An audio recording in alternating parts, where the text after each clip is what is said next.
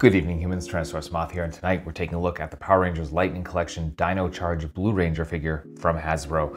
Always good to see another entry into the Dino Charge team.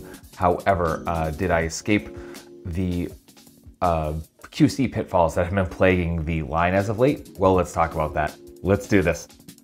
Aesthetically speaking, this is a good looking figure, and at first glance, there's a lot of stuff that we have seen before from the other male Rangers in the Dino Charge team. However, this is an updated buck, so we do have pinless joints, both legs and arms, and we do have that new neck configuration, and we'll get to that in a bit.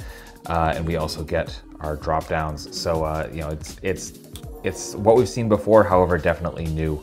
But other than that, like visually, it definitely looks the same. It blends in. You know, they still have all the hallmarks. I think they did a great job here. Most of mine is very, very crisp, except for a little paint kind of dabbing into the black line here, which is, you know, unfortunate, but certainly not a deal breaker for me. And the only other thing I've got going on QC wise is this piece where obviously it came off the mold. It's a little sad, but not the worst. It could be worse. Paint splatter, there's stuff, but I think I avoided anything major. But you know, helmet is nice and crisp. All the colors are very clear and in the spot that they should be in. Chest piece looks great. The Stegosaurus art just looks as it should. So yeah, overall, just like really good, great proportions.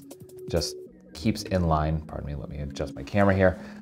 With everything we've seen so far. So yeah, definitely good for aesthetics.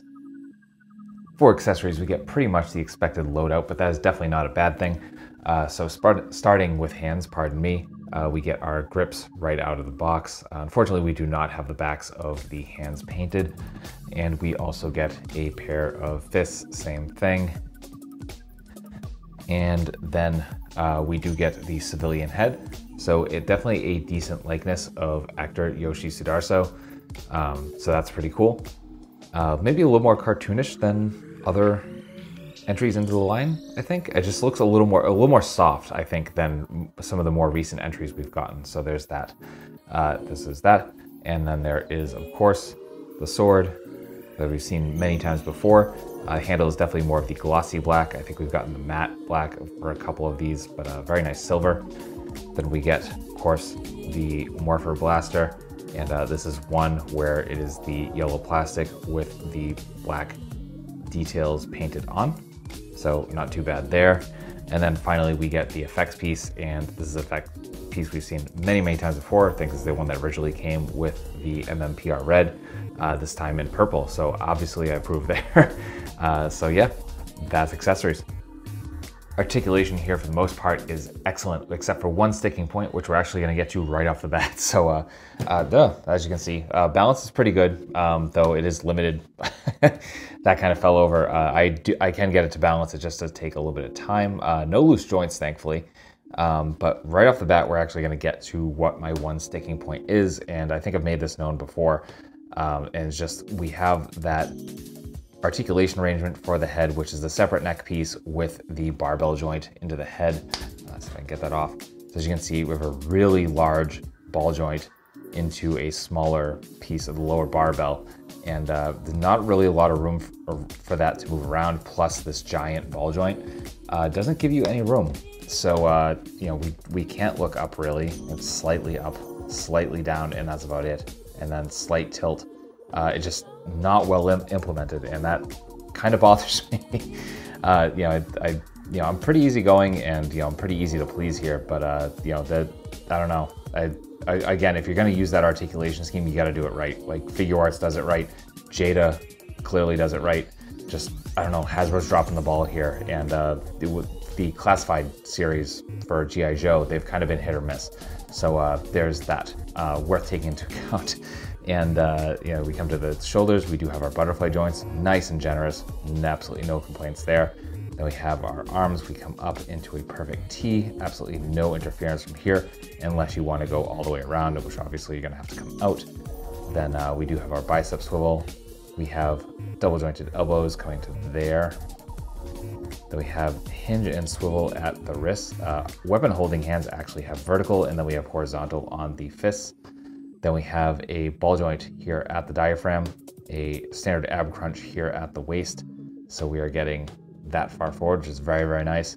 And then some excellent crunch, some arch back. So that's good. And then we do get our side to side. Coming down the hips, as I mentioned earlier, we do have those drop downs that we have been seeing in the line now, and those absolutely help with hitting perfect splits. Always welcome. Then, of course, we also get some crazy forward kick as well. Then we get thigh swivel, get double jointed knees, bringing us to there. We get some boot cut. Then we get perfect point, some very natural and nice forward, and some of that Hasbro rocker. So that's articulation. Getting into size comparisons, here he is with the team so far, with some other Hasbro and some Mattel, with some imports, with some monsters. Finally, with articulated icons, Oni and yours truly in human form as a Valorverse Action Force figure. So my final thoughts on the Dino Charge Blue Ranger from Hasbro is that this is definitely a solid figure. You know, I still like the Lightning Collection, but I've got to be honest that the whole neck head articulation thing definitely takes me out of it, and I'm not as enthused as I was before, and that's just a personal hang up. Like, honestly, it's still a very solid line. I love that they've introduced the drop down hips. I love that they've introduced the pinless joints. So like there's a lot of good stuff going on here, and definitely shouldn't detract overall from your enjoyment. So, you know, honestly, I definitely think it's worth picking up. Certainly if you have all of the Dino Charge team up to now, and that is the largest team by far, I'm pretty sure. I forget how many members exactly, but yeah. So we've still got some to go. So we'll probably see this buck again. And yeah, so if you're a fan of Dino Charge, if you're just collecting the Lightning Collection in general, definitely pick this up.